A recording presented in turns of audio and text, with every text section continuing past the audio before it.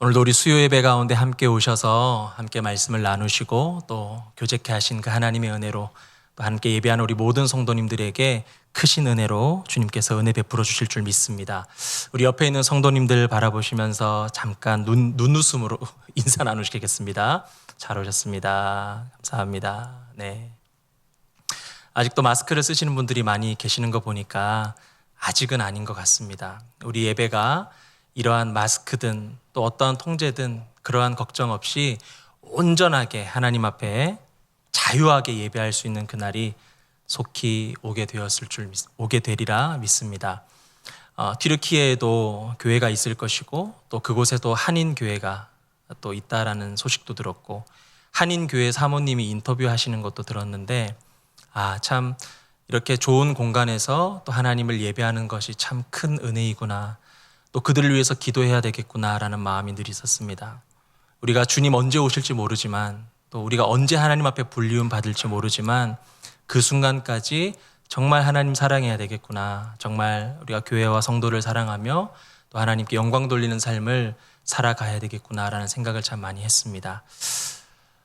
죽음을 바라보며 또 그러한 또 여러 가지 인간사의 또 문제들, 또 패역한 어려움들, 또 자연재해들을 바라보면서 또 끊임없이 빠른 속도로 변혁해 가고 있는 이 시대를 바라보면서 선이란 무엇이고 또 악이란 무엇이고 또 죄는 무엇이며 우리에게 참된 선은 무엇이고 또 우리에게 끊을 수 없는 악의 모습들은 어떠한 것인지를 참 많이 고민하고 생각하는 것 같습니다.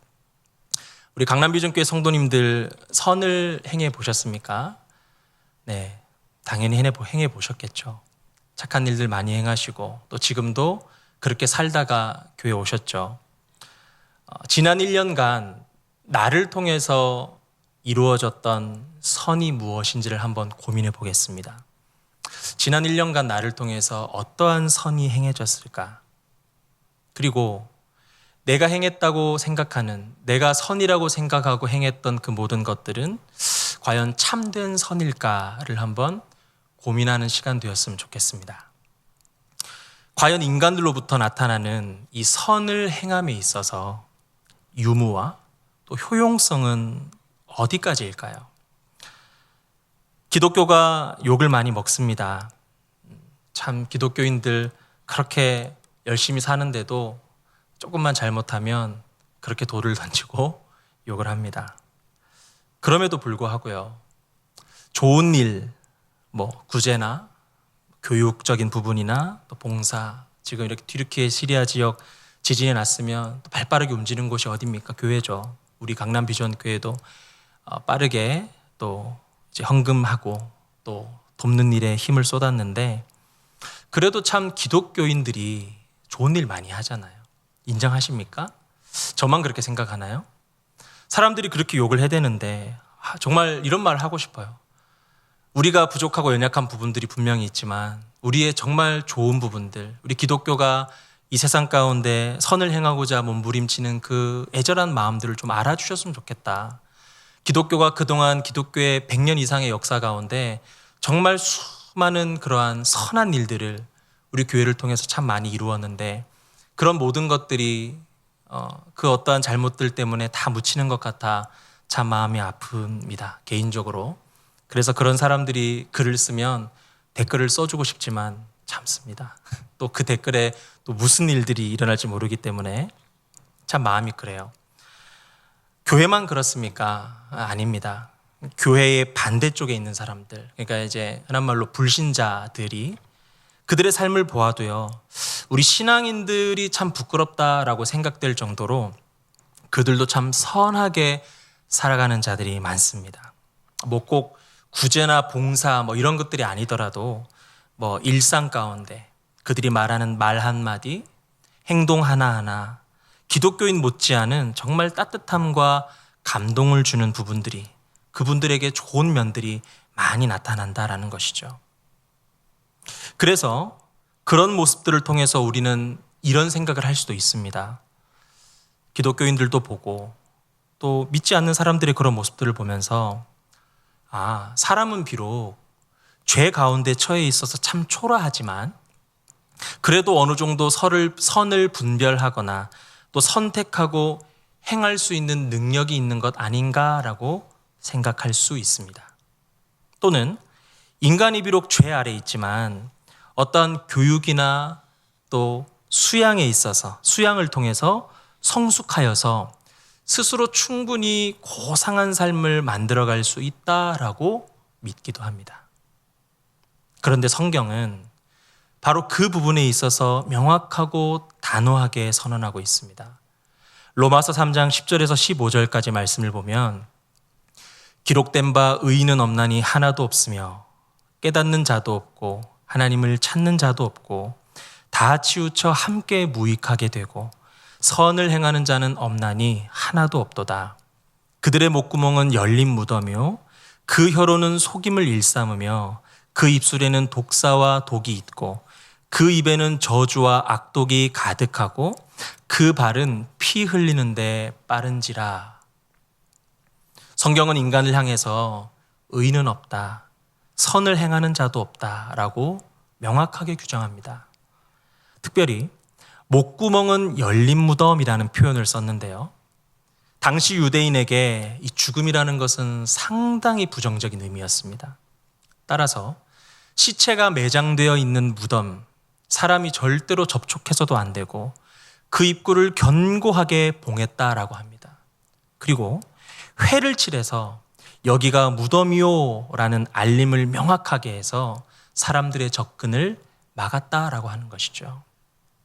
그런데 가끔 관리가 허술해서요, 입구를 막았던 돌이 굴러 내려가서 열린 무덤이 생기기도 했다라고 합니다. 죄에 빠진 인간의 모습이 마치 열린 무덤과 같다라는 것입니다. 예전에 유튜브를 보다가, 유튜브 참 신기하잖아요. 내가 이런 영상 검색하지도 않았는데 알고리즘을 통해서 어떤 영상이 뜹니다. 너 이거 보고 싶지? 보고 싶어. 누릅니다. 그 중에 한 영상이 어떤 한 부부였는지 자녀였는지 자기 아버님의 무덤을 이장하는 영상이었어요. 실제로 그게 크게 문제가 안 되나 봐요. 보통은 유튜브가 잘릴 법도 한데 그냥 무덤 뚜껑을 열고 그것을 어떻게 처리해서 이장하는 것까지 그렇게 해서 교육을 하는 그런 영상이었습니다. 무덤 속에 있는 것들이 무엇입니까, 여러분?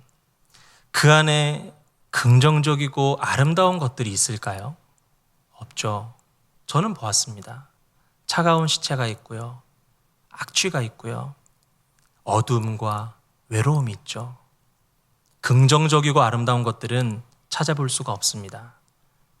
그런데 인간이 무덤과 같아서 그 인간의 속이 죽음과 저주와 악독이 가득해서 인간을 통해서 나타나는 모든 언어와 행동과 영향력 모든 것이 악취를 풍기면서 사람들을 고통스럽게 한다라는 것입니다. 그리고 그렇지 않은 척하는 바리새인과 서기관과 같은 사람들을 향하여서는 회칠한 무덤이다라고까지 말씀하고 있습니다. 왜 회를 칠한다고 그랬죠? 회를 칠해서 여기가 무덤이요 알려준다라는 것입니다. 바리새인과 서기관들을 바라보며 이 사람들이 무덤이요 라고 선언하고 있는 것이죠. 그래서 예수님은 인간을 향해서 육으로 난 것은 육이라. 사도 바울도 인간을 향해서 6절을 보면 인간을 향해서 육신의 생각은 사망이다. 또는 육신의 생각은 하나님과 원수가 되나니 이는 하나님의 법에 굴복하지 아니할 뿐 아니라 할 수도 없다라고 단호하게 선언하고 있습니다. 어떤 사람은 여기서 이 육이라는 말을 영혼의 어떤 한켠 감성적인 부분만 가리키는 것이다라고 말하는데요. 사람의 일부분만이 무덤이라는 것이죠. 그런데 이것은 참 위험한 생각입니다. 성경이 줄기차게 강조하는 것은 육과 영은 서로 대립하는 것이고 영적인 것, 그러니까 성령에 속한 것이 아닌 모든 것은 육적인 것이다 라고 말합니다. 그리고 중생하지 않고서는 그 영을 가질 수가 없기 때문에 거듭나지 않은 사람은 일부가 아니라 전체가, 어떤 한켠의 그 모습이 아니라 모두가 다 무덤이다라는 것입니다. 다시 말해서요, 인간의 영적인 상태는 좀 심한 병이 나서 병원에 입원해 있는 정도, 치료하면 되는 정도의 상태가 아니라요, 아주 죽어서 무덤에 들어가 있는 것입니다. 그것은 하나님에 대해서도 그렇고 선에 대해서도 그렇다라는 것이죠. 그리고 불신자 가운데서 선을 행하고 덕을 쌓는 사람들을 보면 우리는 헷갈릴 때가 있습니다. 마치 사람 속에 약간이라도 어떠한 선이 남아있는, 창세기 3장에 인간이 완전히 하나님을 떠났는데 완전히 떠난 것 아니라 어느 정도 선이 좀 남아있어서 그런 것으로 선을 행하며 살아가는 것처럼 보이기도 합니다. 그러나 그것은 사람의 본성 가운데 선한 것이 남아있어서 그런 것이 아니라요, 그들 가운데 악한 본성을 억제하시는 분이 계시죠. 이 살아계신 하나님이 그 하나님의 놀라우신 은총으로 그 악한 본성들을 억제하시는 것이죠. 은총이 무엇입니까? 하나님이 우리에게 대가 없이 주시는 선물입니다. 은혜라고도 합니다. 하나님이 잠깐만 손을 떼시면 역시 그들도 악행을 쏟아낼 수밖에 없는 것입니다. 이러한 사실들은 조금만 우리가 주변을 둘러보아도 금방 알 수가 있습니다. 우리가 사는 세상, 여러분들이 사는 세상에 정말로요, 온전하게 선함이 행해지는 곳이 있습니까? 여러분의 가정이든 소속된 어떤 공동체든 학교든 어디든 심지어는 교회든 온전한 선함이 존재하는 곳이 있을까요? 좋은 일이든요, 또 선한 일을 위해서든요, 사람이 있는 곳은 여지없이 괴롭습니다. 인정하십니까? 사람이 있는 곳은 항상 문제가 생기고요, 사람이 있는 곳은 항상 눈물과 괴로움이 있습니다. 그 어느 누군가는요, 참된 선함을 위해서 정말 애쓰고 노력을 할 겁니다. 하지만 그 누구도요, 이 마음속의 본질로부터 끓어오르는 이 죄성으로부터 자유로운 자는 단 한 사람도 없습니다. 여러분, 이순신 장군님 때문에 고민해 본 적 있으시죠? 무슨 말입니까? 며칠 전에도 우리 첫째 아들 현서가 이제 초등학교 3학년인데 갑자기 이런 얘기를 하는 거예요. 이순신 장군님 같이 이렇게 훌륭한 분들이 예수님을 그 시대 때 몰랐을 텐데 그러면 천국 못 가? 이렇게 갑자기 얘기를 하더라고요. 또 목사 아들이라고 최근에 신학적인 질문을 굉장히 많이 합니다. 난감할 때가 참 많은데요, 왜 하나님은 다 아신다고 하시면서 왜 죄를 사람들이 짓게 만들어? 로봇같이 이렇게 하나님만 잘 믿게끔 하면 되잖아. 계속 질문을 하는데 최근에도 그러한 질문을 하더라는 것이죠. 저도 그러한 고민들을 예전에 한 적이 있었습니다. 민족을 위해서 한 몸을 바쳐서 희생하신 정말 존경스러운 인물이잖아요. 그렇게 평생을 나라를 위해 살다가 돌아가셨는데 그것은 구원을 이룰 만한 어떤 참된 선으로 인정받지 못한 것인가? 라는 고민입니다. 모르죠. 이순신 장군을 비롯한 수많은 의로운 사람들이 지금 하나님의 곁에 있을지 아닐지 하나님만 아시죠. 그러나 우리가 성경을 통해서 알 수 있는 명확한 사실이 무엇입니까? 그 어떠한 뛰어난 자선사업가든 탁월한 지도자든 훌륭한 도덕가이든 세상에 있는 존경할 만한 사람들 모두 다 하나님이 이 사회의 보존과 또 인류의 유익을 위해서 세상에 있는 이 특수한 은혜, 특수한 은총을 허락하여 주셔서 그렇게 세우신 인물들이지, 마치 그들 가운데 선함이 남아 있어서 그들은 창세기 3장 하나님을 떠나는 사건에서 조금 제외되어서 선함이 남아 있어서 그것이 죄와 이 저주의 울타리를 깨고 악으로부터 벗어나서 참된 선을 이루는 것이 아니다라는 것입니다. 심지어 그 누군가에게는요, 그 당시 그들에게는 선한 일이라고 평가받는 그 일들조차 또 다른 누구에게는 악행이 되었을 수도 있습니다. 이것은 그 어떤 존경받을 만한 분들의 일생을 폄하하는 것이 아니라요, 그만큼 본질적으로 사람으로부터 나타난 선함은 온전할 수 없음을 성경은 강력하게 말하고 있다라는 것입니다. 하나님을 알지 못하는 사람은 참된 선을 알 수 없고요, 하나님을 사랑하지 않는 사람은 참된 사랑을 할 수 없는 것입니다. 하나님을 모르는 자는 절대로 제 힘으로 참된 선을 이룰 수 없는 것입니다. 어떤 선이든 전혀 행할 수 없습니다. 행한다면 오직 하나님의 은혜와 은총으로만 가능한 것입니다. 그것이 성경이 말하는 우리 인간과 세상이라는 것이죠. 우리가 바로 그랬습니다. 선을 알 수도 행할 수도 찾을 수도 없었던 무덤과 같은 존재였습니다. 오늘 사도 바울은 이 에베소 교회와 소아시아의 여러 교회 성도들을 향해서 우리의 원래 상태가 어떤 상태였는지를 명확하게 말해주고 있습니다.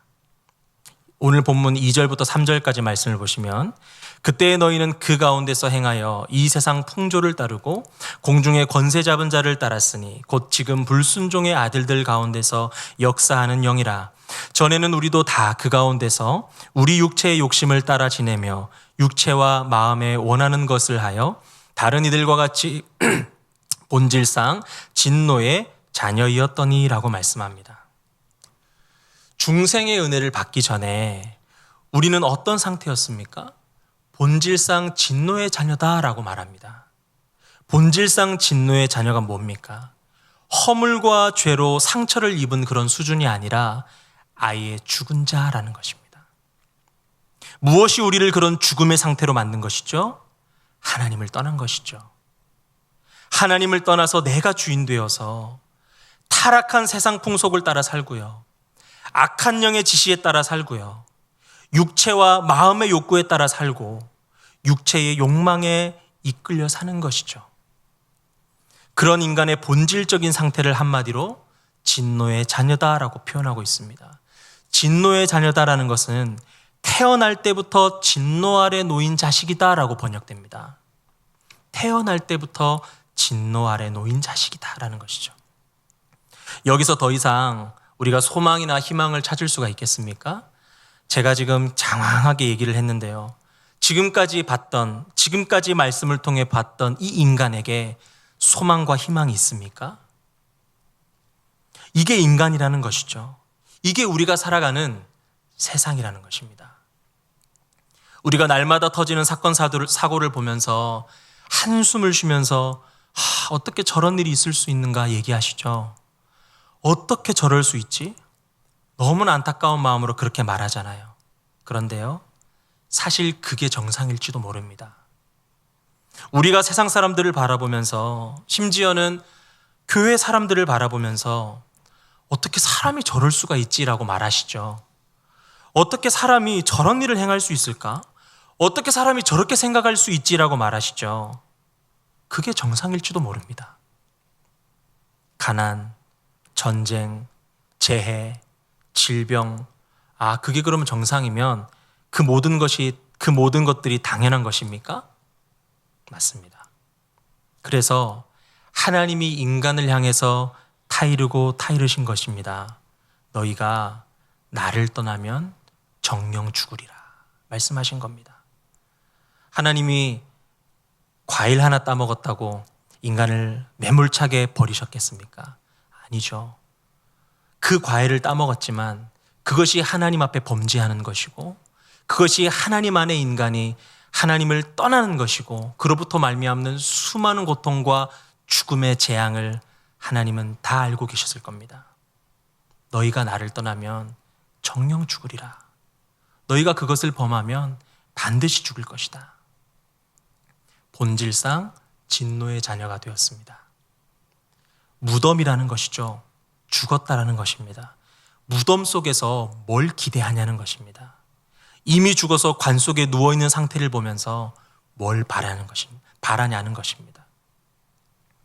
하나님 떠난 인간의 상태가 어느 정도인지 인식이 되십니까?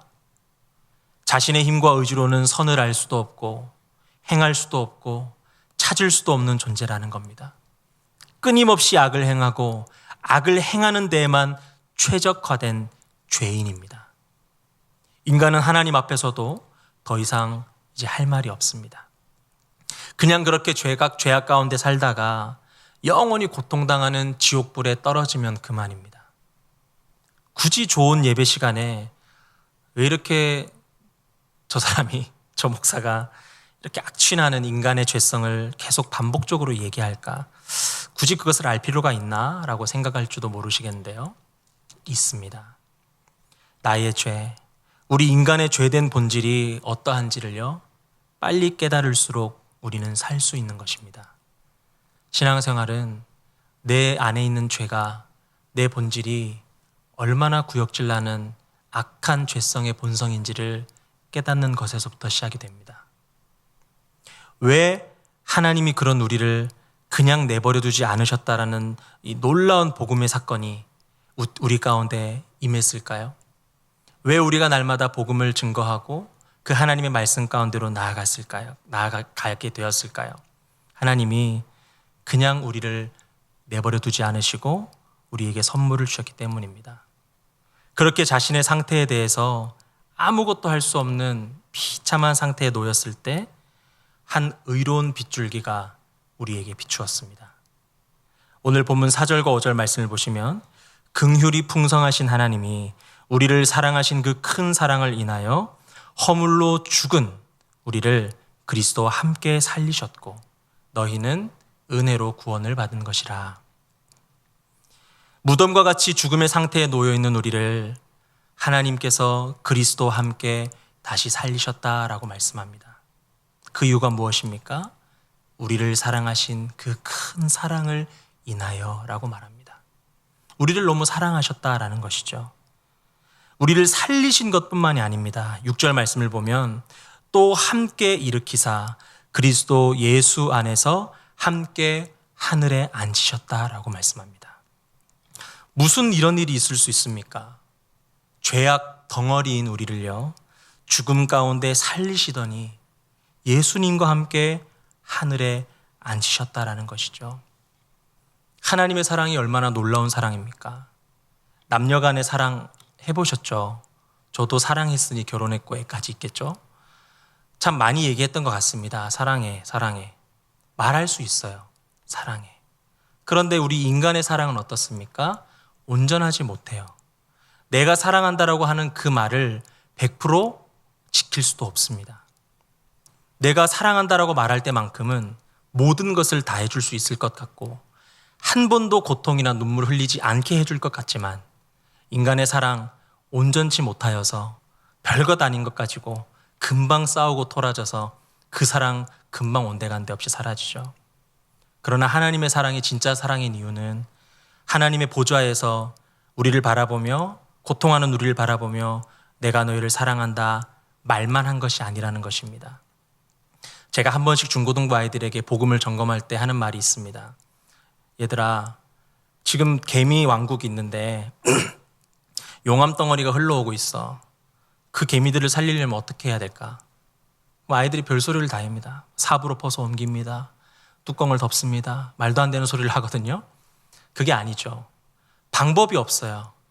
우리가 개미가 돼서 그 세계에 가는 겁니다. 그래서 개미의 언어로 알려주는 것이죠. 빨리 도망가라고. 용암이 온다고. 너희들 다 죽는다고. 여러분, 근데 그게 말이 됩니까?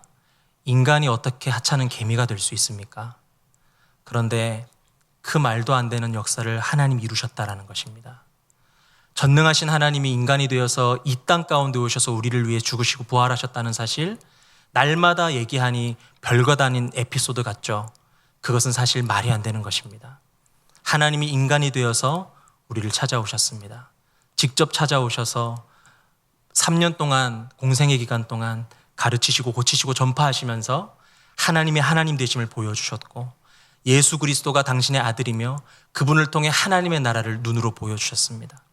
그리고 그것으로 끝나는 것이 아니라 실제로 죽으시고 부활하셔서 모든 자들에게 하나님의 살아계심과 하나님의 나라와 및 그의 말씀을 깨닫게 해주셨습니다. 그래서 그분의 사랑이 진짜 사랑인 것이죠. 영원한 하나님의 나라에 기업을 주셨다. 너무나 놀라운 말씀이죠.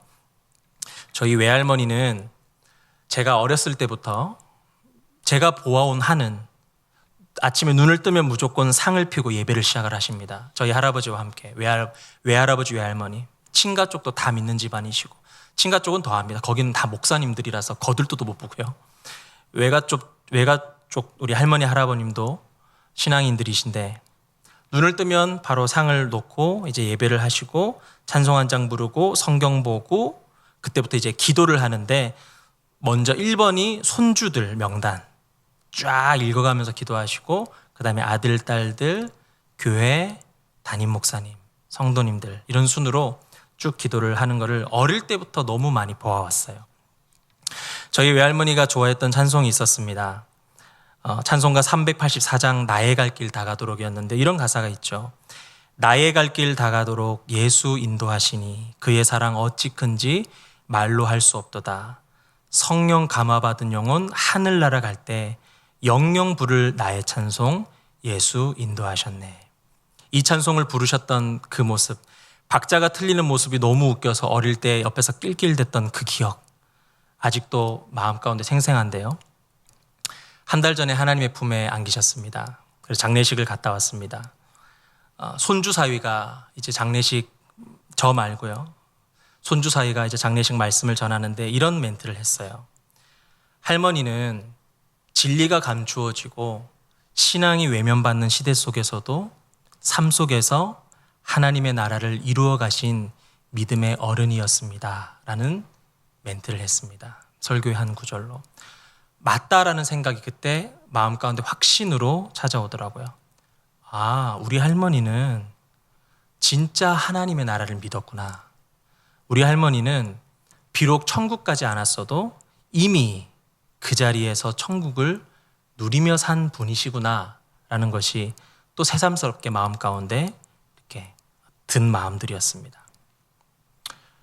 우리에게 하늘나라의 기업이 없다면 살아갈 소망을 잃었을 겁니다. 지금 이렇게 모여있는 것도 아무 의미가 없고요. 하지만 하나님이 허물로 죽은 우리를 그리스도와 함께 살리셨고 또 함께 일으키사 그리스도 예수 안에서 함께 하늘에 우리를 앉히셨다 말씀합니다. 그 하나님의 놀라운 소망과 그 말씀을 믿으시는 여러분들의 믿음이 되었으면 좋겠습니다. 이러한 놀라운 하나님의 은혜는요, 세상적인 도의를 생각해서도 세상 말로 인간적으로도요, 하나님 앞에서는 무조건 순종해야 됩니다. 뭘 더 바라고 뭘 더 불평하고 내세울 만한 입장이 못 됩니다. 그냥 두 손 들고 하나님 앞에 무릎 꿇고 나아가야 하는 것이죠. 왜 그렇습니까? 하나님의 나를 구원하시는 그 구속의 일 가운데 우리가 기여한 부분은 죄 지은 것밖에 없기 때문입니다. 인간이 죄를 짓고 하나님이 놀라운 구원의 사건을 이루신 놀라운 구속의 사건이잖아요. 우리가 여기에 기여한 게 무엇입니까? 있죠. 죄 지은 것입니다. 놀라운 역사를 썼습니다. 우린 역사의 하나의 기록, 역사의 기록에 한 페이지를 장식했습니다. 무엇으로요? 죄 지은 것으로요. 100% 하나님의 은혜입니다. 아멘이십니까? 100% 주의 은혜입니다. 손톱만큼도 눈곱만큼도 우리의 의는 그 안에서 내세울 것 없습니다. 그래서 바울이 뭐라고 얘기합니까?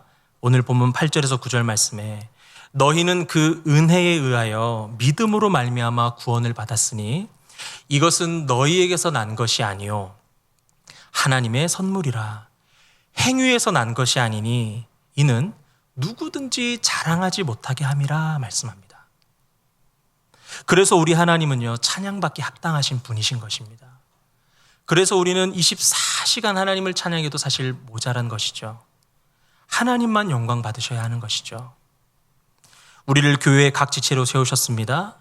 그래서 우리가 그리스도를 머리로 하는 몸된 교회의 삶을 살아갈 때 항상 견지해야 하는 신앙의 자세가 있습니다. 그게 바로 빚진 자의 자세입니다. 빚진 자는 자신을 드러내지 않고 하나님을 드러냅니다. 내 빚을 탕감해 준 분만 나타냅니다. 그런데 우리는 자신을 드러내는 죄를 참 많이 짓고 살아가고 있습니다. 매년마다 연말이 되면 TV 각 방송사마다 시상식을 진행을 합니다. 연예대상, 연기대상, 가요대상, 청룡영화제 어떤 이러한 타이틀로 이제 각 방송 분야에서 한 해 동안 활약한 사람들을 이제 시상하고 격려하는 자리죠. 그들에게도 그 자리가 이제 영광스러운 자리일 겁니다. 이제 보는 시청자들에게도 또 재미와 기대를 주는 것이 바로 연말 시상식인데 시상식을 보면 여러 가지 순서들이 있잖아요. 그 중에 가장 중요하면서도 이제 집중하게 만드는 순간이 바로 수상 소감을 발표하는 시간입니다. 보통 수상 소감은 이제 수상하게 된 것에 대한 감사의 마음이나 또 앞으로의 각오를 전하는 그러한 내용들을 하는데, 가장 먼저는 무엇을 하시죠? 고마운 사람들에 대한 감사를 표현하죠. 한 번은 어떤 수상자가 수상 소감을 말하는데요. 감사 인사에 정말 친한 동료 연예인의 이름을 딱 빼먹어 버린 거예요. 그랬는데 빼먹음 당했던 그 동료가 또 다른 상을 받게 되었거든요. 근데 그 친구가 뭐라고 얘기했냐면, 며칠 전 그 친구가 상을 받을 때 나를 언급하지 않았으니 나도 오늘 그 친구의 이름 절대로 말하지 않을 것이다 라고 이렇게 우스갯소리로 하는 것을 들었습니다. 사람은 자신이 드러나는 것에 굉장히 진심입니다. 신학교 후배 중에 CCM 가수가 하나 있습니다. 그 가수가 이제 첫 앨범을 냈을 때요, 그 앨범 자켓에 땡스 투라고 해가지고 이제 고마운 사람들에 대한 이야기를 담죠. 거기에 이제 제 이름이 실렸습니다. 제가 친한 선배니까. 많은 사람들이 보는 첫 자켓에 제 이름이 실리니까요, 꽤 기분이 좋더라는 거죠. 생각보다 기분이 괜찮습니다. 여러분들도 그런 일들 경험들이 있으실 텐데요. 이렇게 사람은 자신이 좋게 드러나는 것을 원합니다. 기뻐합니다. 이것이 사람의 본성이라는 것이죠. 아무리 아니다 해도요, 사람은 본성적으로 자기를 드러내고 나타내기를 원합니다. 그런데 하나님을 떠나기 전에 원래 인간은 그렇지 않았다라는 것이죠. 그때도 사람이 드러나기는 했습니다. 하지만 그때는 하나님을 통해 드러났습니다. 아담이 하나님과 교제할 때 그의 지혜가 빛났습니다. 아담이 하나님께 순종했을 때 그에게 하나님의 능력이 나타났습니다. 하나님 안에서 온 에덴을 관리했고 모든 동식물들의 이름을 지어줬습니다. 그래서 그때는 아담의 모든 모습들을 통해서 결국 아담이 드러났나요? 아니죠. 비록 아담이 쓰임받았지만 하나님이 드러나셨죠.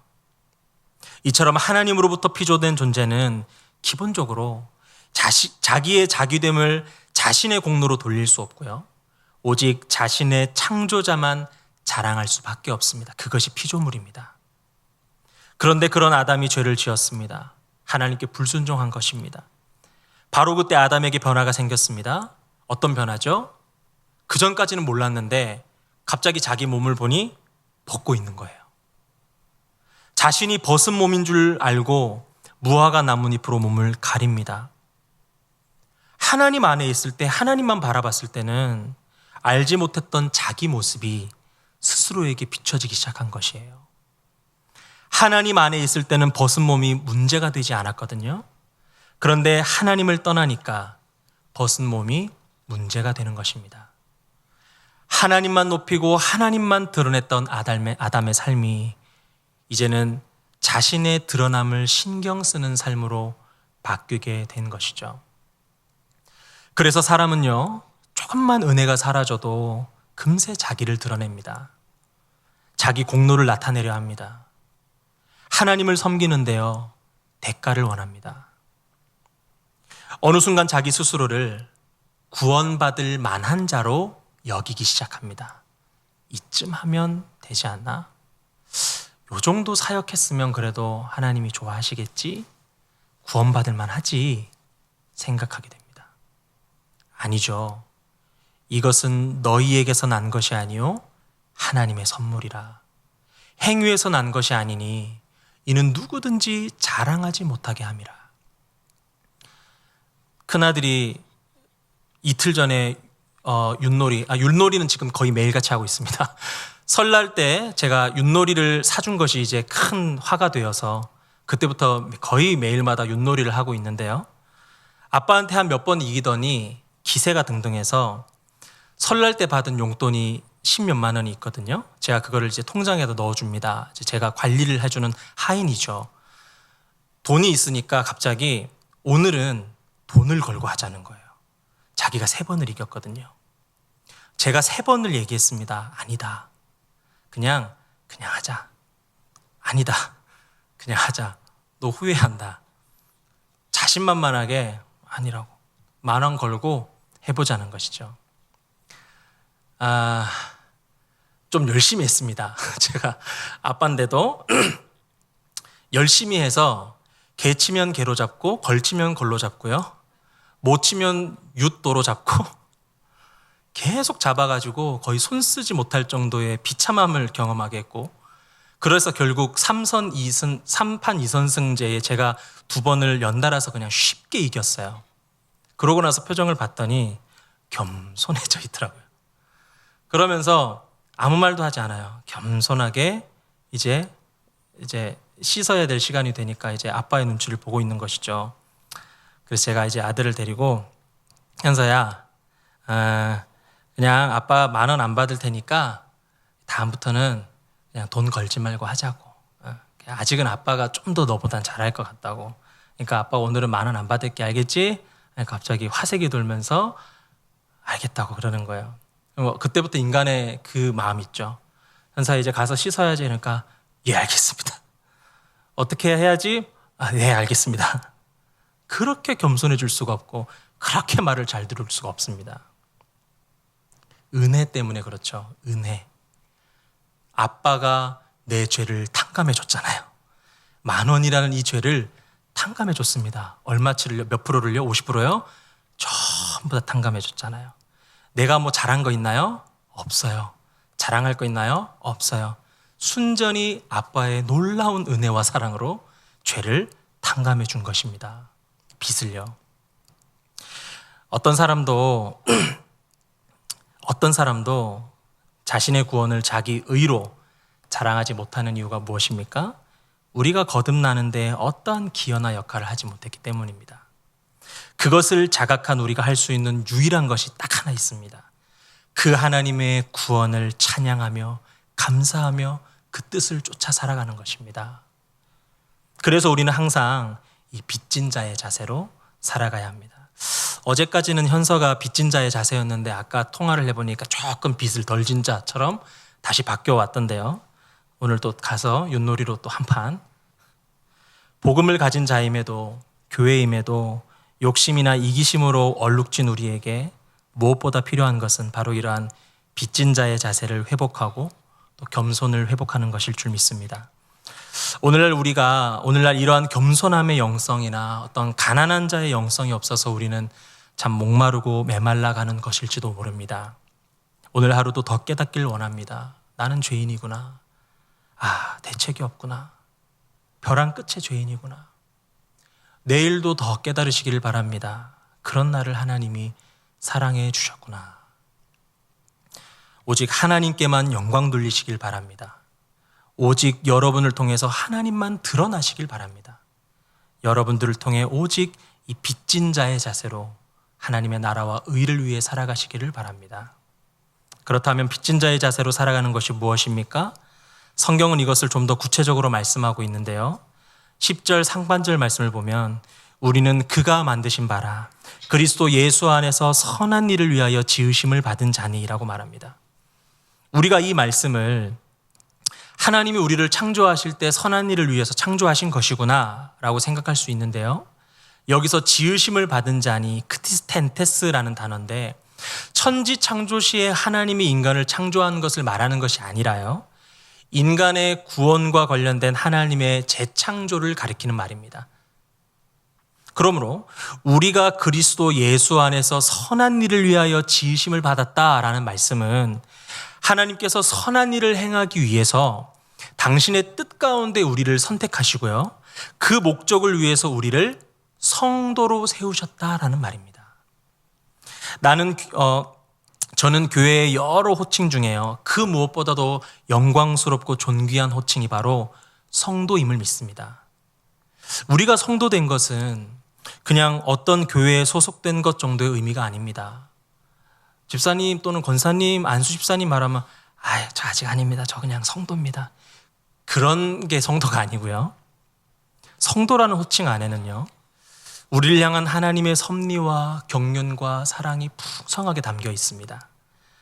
그러면서 성도된 우리의 인생은 자연스럽게 재창조의 인생으로 변혁이 되고 하나님의 놀라운 사명이 주어지게 되는 것이죠. 바로 그 사명이 선한 일입니다. 10절 하반절을 보면 이 일은 하나님이 전에 예비하사 우리로 그 가운데서 행하게 하려 하심이니라. 여기서 이 일이라고 기록된 것이 바로 우리 성도들로 하여금 행하게 하시는 선한 일인데, 그 선한 일은요, 첫 번째로 하나님께서 전에 예비하신 일이다라고 말합니다.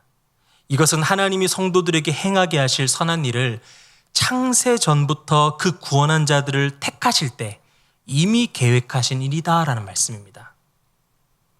하나님은 당신의 성품과 행동을 반영하는 선한 일을 준비하시고요. 언제요? 창세전에. 택하신 자들로 하여금 그 일을 하도록 하기 위해서 이미 모든 것을 준비하셨다라는 것입니다. 그래서 우리는 기도해야 합니다.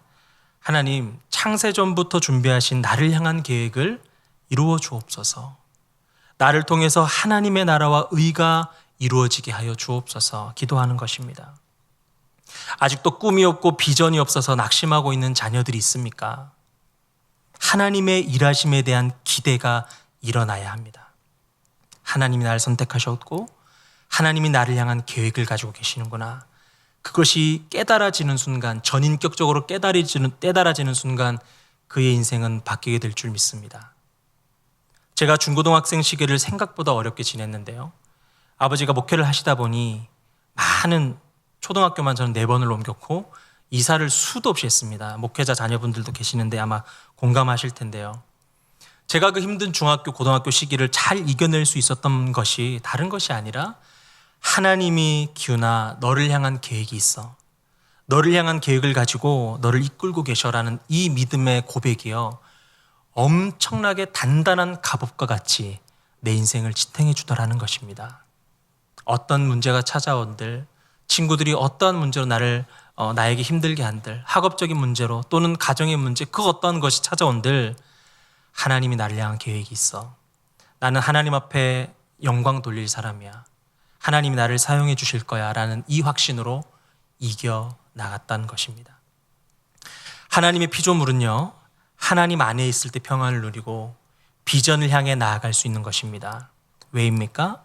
하나님이 우리를 콜링하시고 계획하신 분이기 때문이시죠.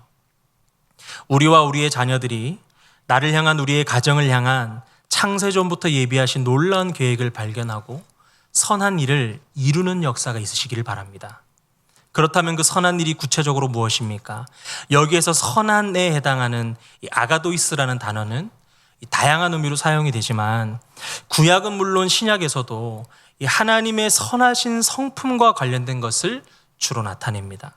사도 바울도 로마서 7장에서 이 세상에는 선이 없다, 선으로 불릴 만한 것이 아무것도 없다라고 한 것에 이것은 하나님과 관련된 것이라고 우리가 알 수 있다는 것입니다. 따라서 선한 일은 하나님을 영화롭게 하는 일과 관련된 일을 말하는 겁니다. 한 번 더 말씀드려서, 우리가 여기서 말씀하시는 선한 일이란 그냥 이거 도와주고 저거 하고 이런 게 아니라 하나님을 영화롭게 하는 일과 관련된 일입니다. 정리하면 선한 일은 하나님이 천지를 창조하셨을 때 인간에게 바라셨던 행위였고요, 하나님의 형상대로 창조된 인간이 마땅히 해야 할 일, 곧 인간의 창조의 목적이었고요, 인간의 제일 되는 삶의 목표인 하나님을 영화롭게 하는 일과 관련된 일들이다라고 할 수 있습니다. 2023년 여러분의 가정 가운데 하나님을 영화롭게 하는 이 선한 일의 계획이 세워지고요, 실천되는 역사가 있기를 바랍니다. 이 모든 일들 또한 내가 할 수 없습니다. 빌립보서 1장 6절 말씀에 너희 안에서 착한 일을 시작하신 이가 그리스도 예수의 날까지 이루실 줄을 안다 했거든요. 우리 안에 착한 일을 내가 행합니까? 아니라는 것입니다. 우리 안에 착한 일을 시작하게 하시는 분은 바로 하나님이십니다. 우리는 하나님께 간구해야 합니다. 나를 통해 하나님이 영화롭게 되시기를 원합니다. 간구해야 하는 것이죠. 나를 통해 하나님의 나라가 의가 이루어지길 원합니다. 간구하는 것입니다. 이미 모든 것을 제대로 알고 제대로 기도하는 것만으로도 하나님은 영광 받으십니다. 가정이 먼저 그의 나라와 의를 구하는 가정이 되십시오. 그의 나라와 의를 이루는 그러한 꿈을 꾸는 그러한 가정이 되시기를 바랍니다. 그 가정을 통해서 하나님이 영광 받으실 것입니다. 그리고 그 가정을 통해 하나님이 착한 일을 시작하실 것입니다. 또한 성도가 이 선한 일을 행함에 있어서 두 가지 의미를 기억해야 합니다. 첫째는 행하게에 해당하는 이 단어, 이것의 원형은요, 문자적으로 이리저리 걸어다니다라는 의미인데요, 이것은 곧 일상적인 생활 속에서의 행함을 의미합니다.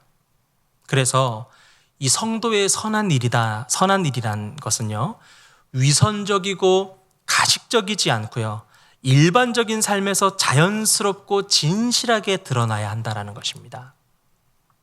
어릴 때 제 모습을 보면 참 순수하고 진실했던 것 같아요. 사역을 처음 시작했던 23살 그때 제 모습을 기억하면 참 진실했던 것 같습니다. 굳이 사람이 칭찬하지 않아도, 목사님이 보고 있지 않아도요, 그냥 하나님 앞에서 행하는 것이죠. 조용하게. 그런데 지금의 저의 모습을 보면 참 많이 변질됐구나, 참 많이 진실하지 못한 모습들이 내 안에 너무나 많은 것을 발견합니다. 하나님은요, 진실한 자들의 입술을 기뻐합니다. 잠언 12장 22절 말씀에 거짓 입술은 여호와께 미움을 받아도 진실하게 행하는 자는 그의 기뻐하심을 받는다라고 말합니다. 우리 안에 진실함의 영성이 회복되어야만 하겠습니다. 두 번째는 하나님의 계획 안에서 행해야 합니다. 그것을 위해서 육신을 쫓지 않고 성령을 쫓아 행해야 합니다. 로마서 8장 4절에 육신을 따르지 않고 그 영을 따라 행하는 우리에게 율법의 요구가 이루어지게 하려 하심이니라. 우리가 더욱 기도하며 하나님의 말씀 안에 거해야 하는 이유가 무엇입니까? 오늘 재밌는 TV도 많이 나올 텐데 왜 힘들게 여기까지 나와야 하는 것입니까? 성령을 쫓아 행하는 삶을 살아가기 위함입니다. 더욱 기도해야 하기 때문입니다. 더 말씀 보기 위하기 때문입니다. 찬양해야 하기 때문입니다. 수요 찬양 집회가 이제 시작이 되었고, 돌아오는 3월 1일 자녀를 위한 기도를 하며 함께 수요 찬양 집회로 함께 은혜를 누릴 것입니다. 많은 분들 참석해 주시고 열심히 또 최선으로 또 진실함으로 하나님께 기도하면 하나님이 우리 삶 가운데 착한 일을 시작해 주실 것입니다. 말씀을 정리하겠습니다. 회칠한 무덤과 같은 본질상 진노의 자녀였던 우리는요, 그저 이 땅에서 고통 중에 살다가 영원한 지옥에 떨어지면 그만인 그런 인생이었습니다. 하지만 하나님은 당신의 사랑으로 우리를 긍휼히 여겨주셨습니다. 긍휼이 풍성하신 하나님이 우리를 사랑하신 그 큰 사랑을 인하여 허물로 죽은 우리를 그리스도와 함께 살리셨습니다. 그래서 우리는 무엇이라고 했습니까? 빚진 자다라 했습니다. 하나님의 놀라운 구원의 경륜 가운데 우리가 기여한 것은 단지 죄 지은 것밖에 없습니다. 우리가 이 자리에 있을 수 있는 것은 100%도 하나님의 은혜입니다. 그래서 우리는 우리의 삶을 통해 주님만 드러내야 합니다. 하나님만 영광 받으셔야 하는 것입니다. 우리의 삶을 통해 최고의 영광 돌리는 길이 무엇입니까? 하나님이 창세전에 예비하신 선한 일을 행하는 것인데, 그것은 곧 하나님을 영화롭게 하는 것입니다. 그 선한 일을 우리는 어떤 자세로 행해야 합니까? 위선적이거나 가식적이지 않고 진실하게 행하셔야 합니다. 하나님의 계획 안에서 육신을 쫓지 않고 성령을 쫓아 행하셔야 합니다. 이것이 성도에게는 하나님을 닮아가는 삶이 될 줄 믿습니다. 이 말씀 붙들고 승리하며 하나님께 영광 돌리는 우리 모든 성도님들 되시기를 축복합니다. 기도하시겠습니다. 하나님, 오늘도 주의 말씀 연약하고 부족하지만 머리를 조아려 주의 말씀 앞에 오늘도 순종함으로 아멘함으로 나아갑니다. 주님, 내 마음 가운데 새겨주시고 주여 선한 일을 행함으로 창세전부터 예비하사 하나님의 영광스러운 영화로운 이름을 위하여 선한 일을 행하게 하신 그 하나님의 뜻을 받들어 우리의 삶 가운데, 우리의 신앙 가운데 이 선한 일을 통해 하나님께 영광 돌리는 우리 모든 성도들 될 수 있도록 주여 인도하여 주시옵소서. 그렇게 하나님을 닮아가고 싶습니다. 주님을 증거하며 살아가고 싶습니다. 주님 영광 받아 주시옵소서. 감사드리며 예수님의 이름으로 기도드렸습니다. 아멘.